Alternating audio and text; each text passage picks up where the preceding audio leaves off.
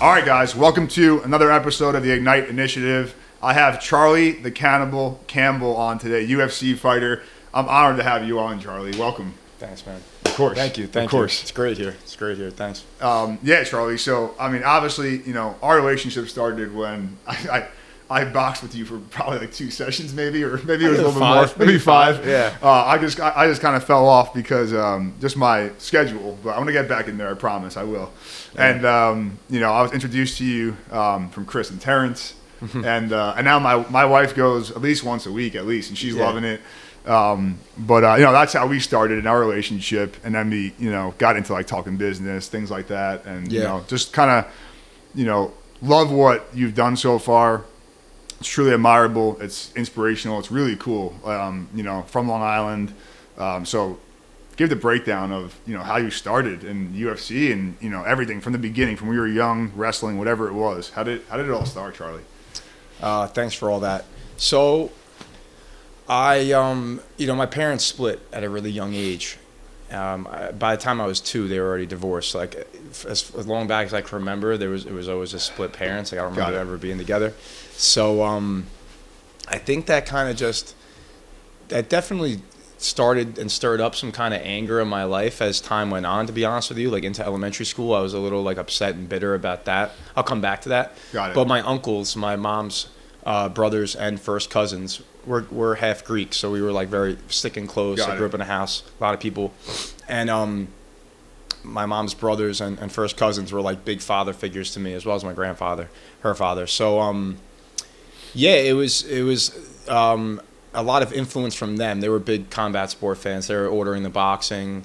They were watching entertainment wrestling as well. And I was just surrounded by that. I think I was just so influenced by watching that at such a young age, and I just decided I want to do it. And I could say it's that simple. I just became obsessed at a really young age. Initially, it was boxing, but I began wrestling. That was just a good spot for me to just release some aggression I had at a young age. Yeah. That they signed me up, and I was doing well with that. And then I just realized like wrestling is a martial art, and as I kept watching the UFC, I'm like, oh, maybe I'll do this rather than boxing. I don't know. What about karate as a kid? You did karate or no? I did the 1 month trial at a actually no, I think it was like 1 week. I did sign up for 1 month. That was it though. I don't know how long of a commitment they got me in, really, my mom on. But I did 1 month, and I was like, all right, this is not really what I'm seeing on TV. I don't think. You want to be a little more aggressive in that? I think so, yeah. Like the stance, it's a little more traditional, and nothing against all those martial arts, but it really was like I felt like what I was watching on TV. Obviously, both guys were trained fighters, where some of those traditional martial arts were like initially created to defend yourself against someone who didn't know how to fight. Yes. Not to say though, some of those traditional martial arts, artists like Lyoto Machida he was a world champion. Gotcha. And he has a traditional martial arts background, but it wasn't for me. I started doing Muay Thai when I was 13 years old. So I liked What about that. other sports? Did you play any other sports growing up? Like I played football. I wasn't amazing at it, but okay. I played football from a really young age. I really liked that. And it's an aggressive sport too. Yeah, something about contact. I played lacrosse a little bit. Cool. But eventually, even in high school, I didn't want to keep pausing the MMA training because during football season it was really tough. Very demanding too. Obviously. Yeah, like I would wake up, in high school, like I'm not going to sleep as early as I should be, and I go through the whole day and have football practice, and I would try to train at night in like jiu-jitsu or something, and it was just brutal. Your body's just worn out by that point. It's even that young, you can't eat enough to even do that. Yeah.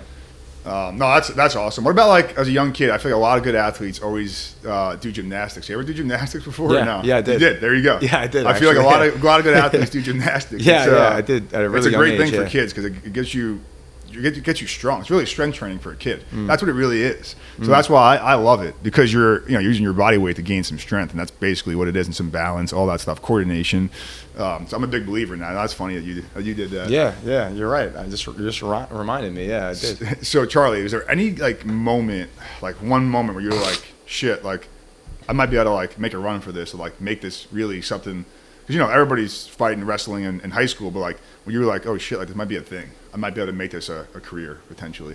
Was there ever a moment that happened? I think I was seeing more and more guys from Long Island do it, but I saw they had all wrestled in high school. So for a minute, I was telling myself, because that wasn't possible for me, my public school didn't have a wrestling program. Oh really? So I didn't get to do that. Oh shit. Okay. And But I still was seeing the success of other guys like Aljamain Sterling, Chris Weidman, Gian Vellante, Eddie Truck Gordon, Ali Quinta. So I was like, okay, like these guys can do it. So I think them being successful made me believe that I could as well. And you do more research on all these fighters, and more than likely they all started at a young age. And I was like, well, I started at a young age. Like, why not me? And I was watching, like I had always been from a young age, some pay-per-view of the UFC, and I really wasn't impressed by some of the talent on there, actually. And I was like, I think I could beat these guys like right now. And I don't know if I was just lying to myself, but I believe I still do. You got to have that mentality to win. I don't know. That's what I believed. And I figured I had to stop going out on Tuesdays in Hempstead, and I got to start training on Wednesday mornings. Yeah.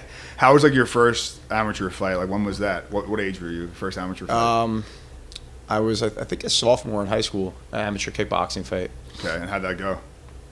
It went to the decision, but I knocked him down a few times. We had big gloves on, big headgear on, and he was a tough kid. This kid, Danny Clark, and it went my way. It was a good fight. Were you nervous before that fight? Like, I was throwing up before and after. Man, it was crazy. I have some film of that. I could. Did that get? Yeah, let's share it in the in the B-roll. It's some really good stuff. Let's share it in there. It's some really funny stuff. How did like, after that fight, you were like, oh shit, like, are you like addicted to it afterwards almost? Like, I want to do this again? Did you get that feeling, or it was just like, okay, I just did it? Like, how did you feel afterwards?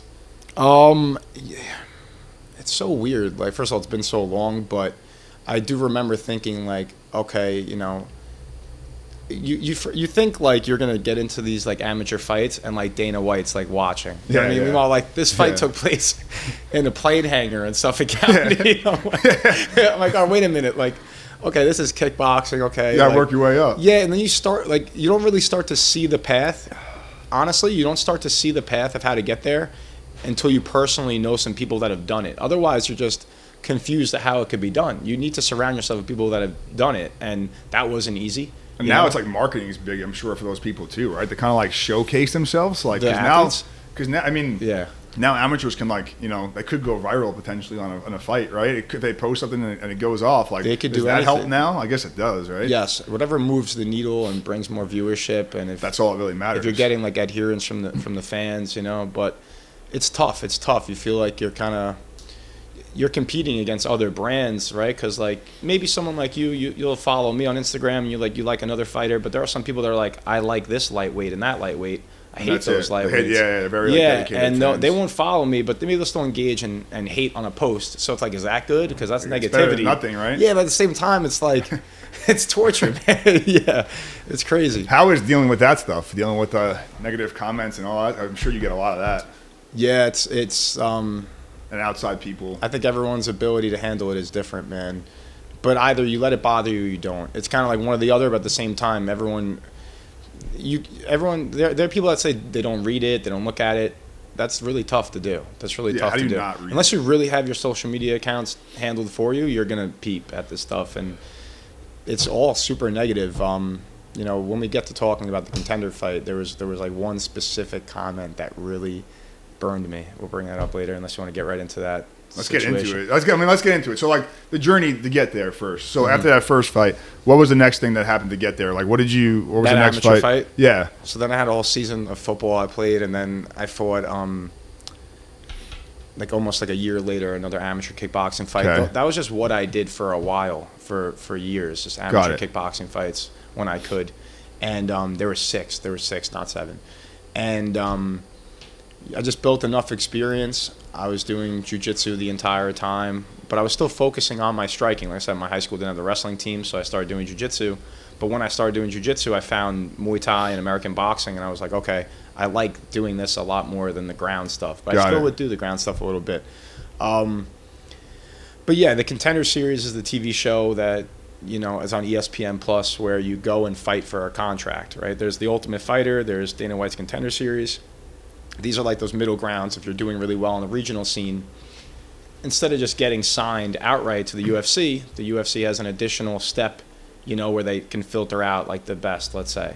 And the minor leagues kind of for them almost, or no? I'd say the regional scene is like the minor leagues. So you're a pro, but like you're not making much, and it's really about building your stats and trying to do well, but everyone's hungry. Everyone's there. Of course. It's probably the hungriest people are, probably. It's pretty tough. Getting through that. Now, what got you that contender series fight? Like, was there a certain fight that got you it, or how'd that happen? Just doing well and being willing to kind of fight anybody on the regional scene, because that builds a reputation. The performances are the biggest thing, but I was notoriously just saying yes to opponents. Like whatever. So these promoters for these regional scenes, right, they have connections and they'll vouch for certain guys, and when they see someone like myself who's like making it easy for them, and I'm selling tickets, bringing people to the show, it's the right thing for them to just say, this kid, if I am also skilled, qualified to be there, why not make the phone call for me? And now, how was that invite? How did that happen for the contender series? So after my second Bellator fight, I did sign with a manager who was handling a lot of the communication with these organizations. Okay. I had already had some rapport with the Cage Fury Fighting Championships on the regional scene. Okay. And I just had to keep winning. If you keep winning and you're doing it in an exciting fashion, like you're winning by knockout, you really can't be denied forever. Like, they're going to reach out to you. Yeah. If you want to keep doing this. They're going to reach out to you.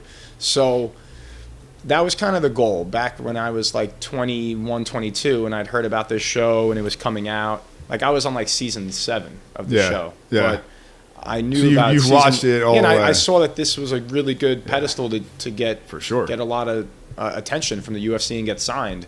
So I made the run for trying to get on that show. I was successfully invited after my third fight in the CFFC. And but what was that moment like? Was it a call, email? Like, what was it? Your manager told you? It was a phone call. Yeah, phone call. Yeah, it was pretty crazy. Probably felt amazing, right? Yeah, and like in that post fight of that I thought it was gonna be my last CFFC fight.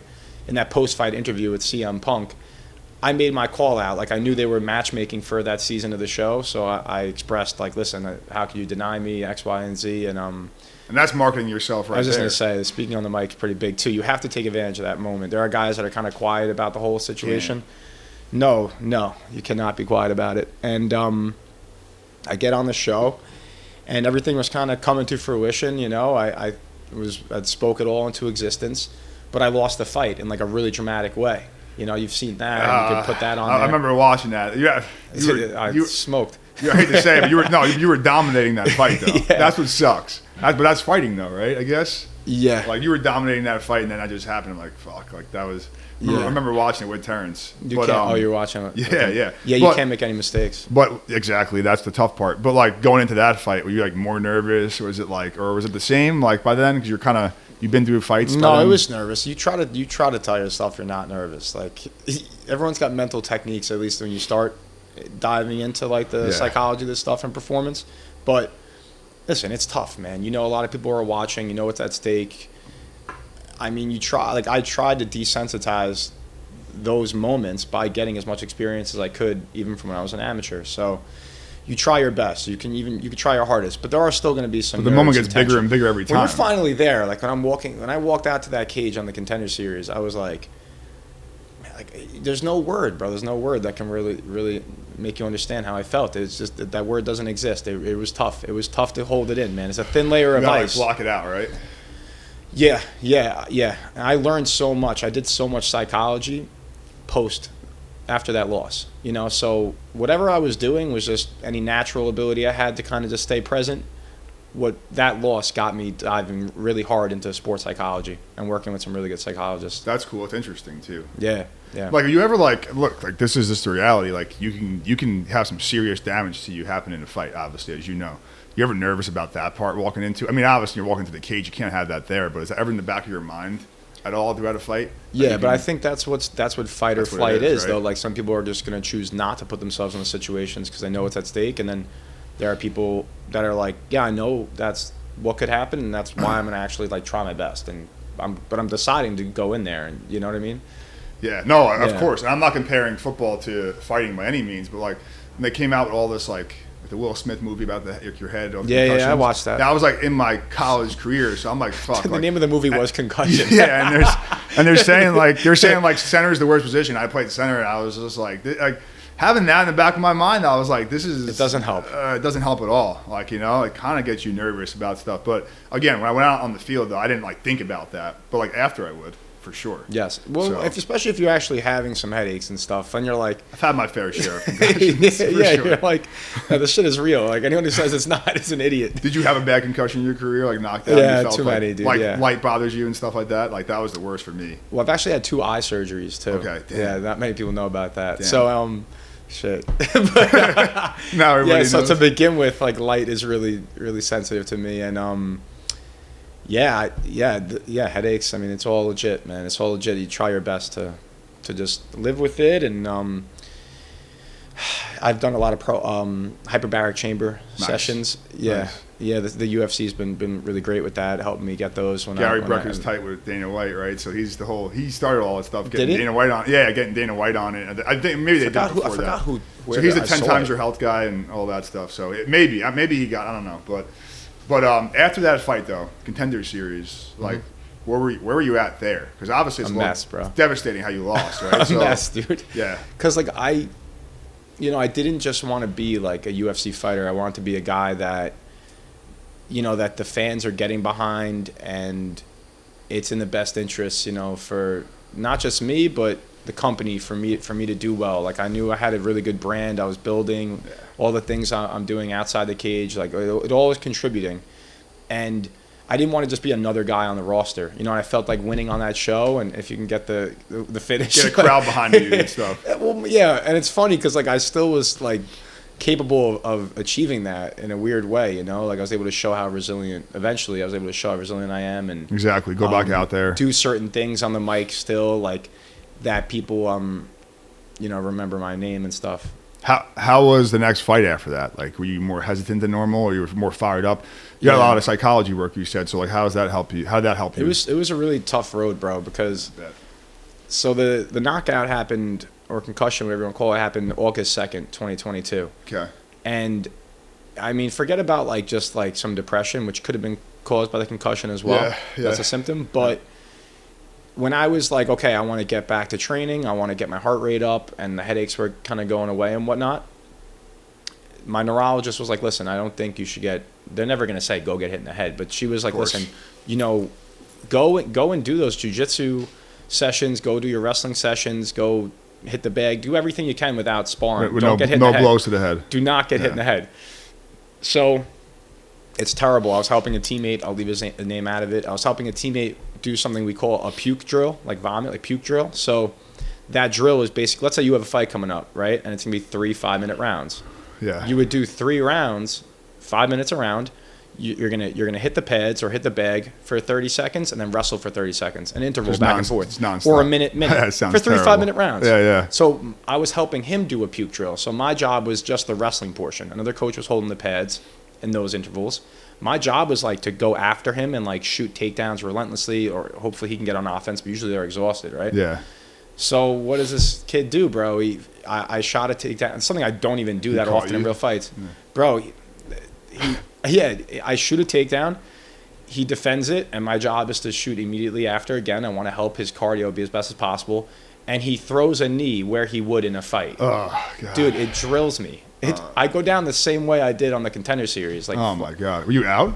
No. If he's followed up and actually hit me in the head, it would have been like, oh, God. Dude, it was terrible. So that set me back so far. Probably would have had my comeback fight way sooner. Yeah. But that's where I was like, oh my God, like, listen, it was emotional. I'm giving you the short version of it, but it was really tough to look in the mirror and try to convince myself it's even safe just for my own future life and future family life, just to get back in, So that was tough, man. It was like I finally built enough confidence to do certain things. And then that happens. That's crazy. You're helping somebody out too. That's like no good deed goes unpunished kind of thing. God. And then it was actually immediately after that where I started working with a sports psychologist. Okay. So maybe it took two shots to really finally say I need to speak with a professional. I don't know. Now, before the next fight after that, though, what did you do? So I finally fought June of 2023. Okay. Right. So about almost a year. Almost a year. Yeah, and I don't even know where to begin, man. It was crazy. I fought another kid who had just knocked out somebody else who fought on the Contender Series. This guy had a lot of confidence. He came to the CFFC out in Atlantic City, I was able to knock him out in the first round. I had the best performance of. So no hits that had that. I didn't take it. Awesome. Yeah, that's got to be good. That's what's crazy too. Is like if you actually look at all my fights, even before the Contender Series, I hadn't even been hit. Like you couldn't count 5 times. Like, and I was fighting good guys because I had so much control of myself and control of the range in the fight. But the Contender Series, the show is built on kind of like you want to see knockouts in that show, right? Everybody wants. You're not going to get a contract if you don't win. You don't get a knockout, right? Yeah, so yeah, it's crazy. Decision, you're probably not going. I decided to go on it. I fought the way I wanted to. It is what it is. But it was crazy. That is crazy. Now, did you take any hits before the fight, like in training, like just to get back into it, or no? Yeah, of course. Yeah, you had to, right? Yeah, and like kind of like get warmed back up a little bit, right? Because you want to test, like, am I capable of taking? No. Yeah, well, you have to. I'm saying like. If I wanted to test you a little bit, I was like, I'm good. I had to be honest with myself. I'm like, well, listen, I was. Man, it was crazy, man. It was crazy. It was a lot of mental work. Now, is that true? Like your chin gets weaker as you get hit more and stuff like that. I don't know. No, there's blood, hurts like the blood in your body. That's what I was told by somebody. Keep going. I don't know what you're about to say. I heard that the more you fight, the blood. It's not more about the blows to the head. I heard that it was more about like the way you're cutting before a fight. That you lose, like, like you cut and you get skinnier, like your face gets it first. Like your face, your brain dehydrates. Yeah, is that what you're getting to? Maybe that's what I've heard from somebody that like that's more of the reason than like that's not healthy for anybody. Yeah, it can't be, right? But taking the shots, let's say someone's knocked out once, twice, is it more prone to happening? There's nothing proving it, but like you can look at some. That's a confidence thing. Maybe it could be a confidence thing. Yeah, like if you believe, like, so when you hit the ground like that, that's your brain's last defense mechanism of like whatever's going on up here. I want out of it. Yeah, shut the fuck down. Yeah, so like if your brain believes, if your superconscious mind believes that you can't take the shots, then you can't take the shots. Does that make sense? For sure. So I had to write, like, dude, I have journals that you're okay and stuff like that. You're able to, yeah, it makes sense. Dude, you don't even want to. I should have brought this shit. You think that worked a lot? Oh yeah, because I know I could take a shot still. You just kept on writing stuff. That's impressive because like Bro. That's why I say journaling is huge. So much, dude. I tried to get into it like aggressively and like do it, but like I'm not that type of person.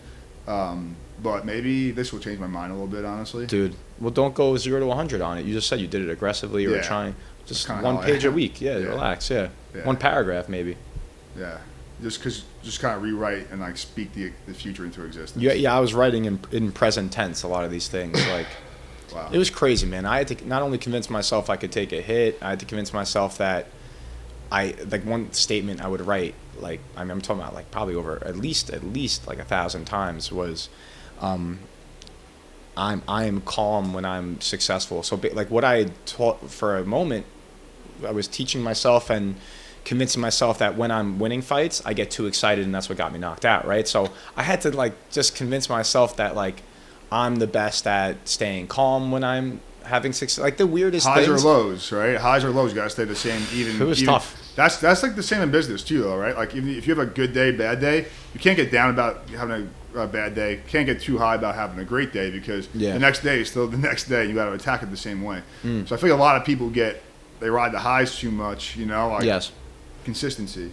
So it kind of sounds the same. Yeah, no, it's on the same page of that. Yeah. So I know that you're into the whole nutrition side of this as well. Yeah. And I think you, correct me if I'm wrong, that you're not a big fan of like cutting right before a fight, right? Or maybe I wish there would be an alternative. I wish they would find a way to do hydration tests. It's hard not to, right? It's hard not to do that. Like, I think it helps the show. Like it helps like the show business side of it, having photos of everybody really cut up and stuff. You know what I mean? Like so. I think you don't want guys looking all pudgy and stuff in these profile pics. Yeah, for sure. So like I think there's like 1,000 benefits on the show business side of having these guys cut weight, but it's really bad what we're doing to our bodies. You're depleting yourself completely before a fight. At least both guys are having to do it, but that's true. And then so it's even Steven. After a weigh-in, what are you eating after a weigh-in? It's a lot of fluid, man. I could show you these documents. IVs too or no? Not allowed to. Not allowed to. No. How do they know? They check your arm for pokes. I don't know. I've never done it. They've never had to look at me. Wow. You know, maybe they're looking and I'm not knowing what they're looking for. Okay. But they, no, you're not allowed. No. So you got to drink a shit ton of water, shit ton of salt, a lot of salt. So all the things you depleted yourself of, like all the electrolytes and taking creatine. I mean, I got to show you this piece of paper, man. What about food? You got to see it, man. Yeah, but your stomach hasn't really had much. It's hard to. So like the first thing I'm really eating fruits. is like I think I had like a pudding, and that's like an hour after I weigh in. After I've already had like 5 liters of water. Like it's crazy. You can't go too hard. You're gonna feel like shit too and sluggish. And I've done that too. In the amateurs, that's great for too. Not just the process of going and competing, but learning like that part of learning the on some of these better amateur shows, you'll still weigh in the day before, so you can get a rep. Because even like high school wrestlers do that too, like and they usually don't know what's going on. But again, both guys Probably don't. So but if one guy though. if one guy does, I'm sure there are guys that do. I would be able to point that guy out. So you think losing the weight a little bit earlier in the training can help you, and then not cutting so dramatically, like just cutting like half of it, or no, that doesn't make sense. Yes and no though, because let's say let's just take a guy, right, and he fights at 170, right? If he cuts that weight early and he gets down to, let's say, 176, and he's really close, like if he's 176 a week before, because his body got so used to being down there, how is he going to rehydrate beyond 180? Gotcha. You know what I'm trying to say? Yes. So you want it to be a dramatic flash of like if that guy 170, he's more than likely like 190 probably 3 days out. That's crazy. Yeah, bro. That last clip is like a bang play. Do you feel like shit? Brutal, dude. Brutal, bro. Brutal. I have so much footage, bro. So much footage. It's terrible. That's wild. Just living on water and a couple of shots of espresso for the diuretics, and hard-boiled eggs, bro. It's terrible, bro. That sounds bad. No, so what about so bad. What's next, Charlie? Like, you looking for more fighting, or what are you doing? I really can't wait to see like what the next version of me looks like when I fight. I feel like I'm still getting better in there. I'm still young, but I'm at a point now where another passion of mine has always been to teach and have my own gym. So I know that the timing is really great for me now to do that. So nice. I want to accomplish that before I go into my next fight. Love it. What's your vision for that? Tell me more about it. Not like a serious hardcore fight gym. I really want to have something that's like a scalable business model or something like that. But I love kickboxing. I've been teaching kickboxing forever. I still am passionate about wrestling and jiu-jitsu, but really the striking is always interested me the most. So I want to teach that. I want to coach guys on how to teach my curriculum, my syllabus on kickboxing. So I want to have something that's like fitness related, but it's still backed by like a serious curriculum on how to defend yourself, more like what I do, but it's still beginner friendly. And that's really needed in today's world too. I mean, shit, like self-defense in general, with all the shit going on. It's terrible, bro. I think that's. I think it gets worse too. For sure, it's gonna get worse. It's like Gotham out there. There's no doubt about it. We need Batman. So talk about like signing your kids up for that. Like, that's very attractive. I think it's as important as gymnastics is now. That's why martial arts studios are everywhere.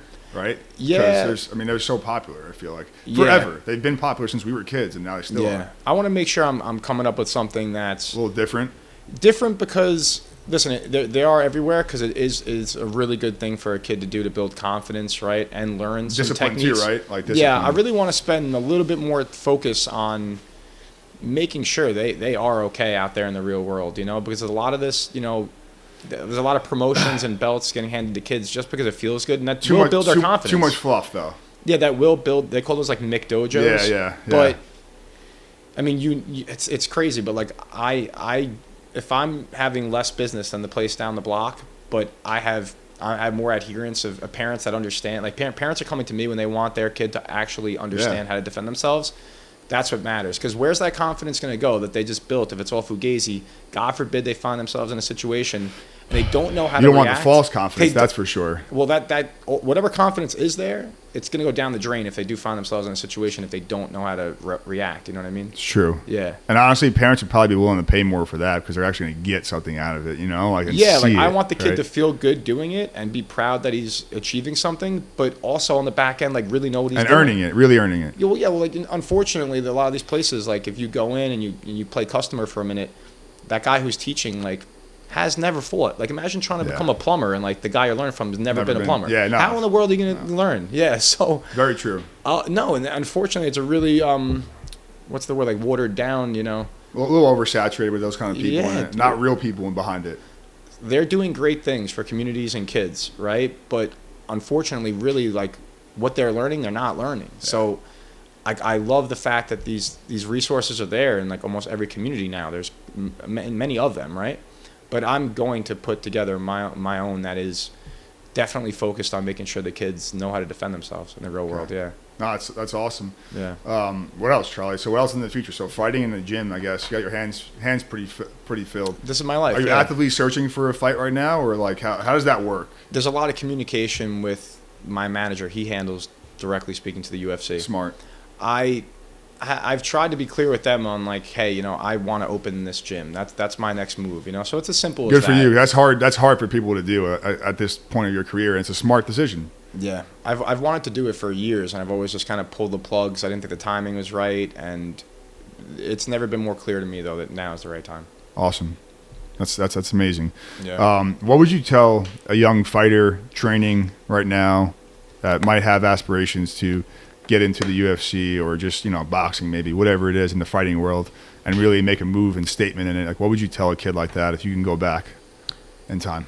I'll answer that like I'm speaking on someone who is going after this sport, like I did, like you're asking me. But I think, like, honestly, like, not sound cliche, but like any goal like you're going for is going to be a fight. You know, trying to be a fighter, that's going to be a battle, right? You have to. It's not going to be all rainbow. It's not going to be easy. But any career is going to be. There's going to be challenges and bumps in the road. The biggest advice, and I've been saying this a lot, is, and it sounds simple, but I'm going to break it down a little more, like, it's deciding in advance that you're never going to give up, because there are a lot of people that think that it's going to be, they're the chosen one. They're going to get through it. Maybe it is real. There will be a time you run into some issues, you know what I mean? So if you decide in advance and you're almost anticipating that adversity, yeah, you're going to have a way better time responding to it, you know, rather than thinking that, you know, you have this exclusive, it's like, you know, everyone else in the world is, you're different from them. And it's okay to think that, but don't think that it's just going to be an easy path to victory. That's great at all advice. Times. Gary, yeah. you listen to Gary Vee at all? It's been a while, but I follow him. He used to talk about that, like almost like planning bad situations in your head, which kind of sounds crazy, but like, I know there's like like how do you but not? But planning it in your head, so like you're prepared for if that happens. Like, I'm going to be prepared for it. So like, I do that in business. Like, okay, if this happens, like, we're going to be okay, and like, you know what I mean? Like, you have to, because you have to be able to get up and just keep on going. So that makes sense, and I never really heard it from that perspective. So it's pretty cool. Yeah. Well, awesome, Charlie. I appreciate you coming on. Awesome, man. I love this place. You. Thanks, man. You're the best.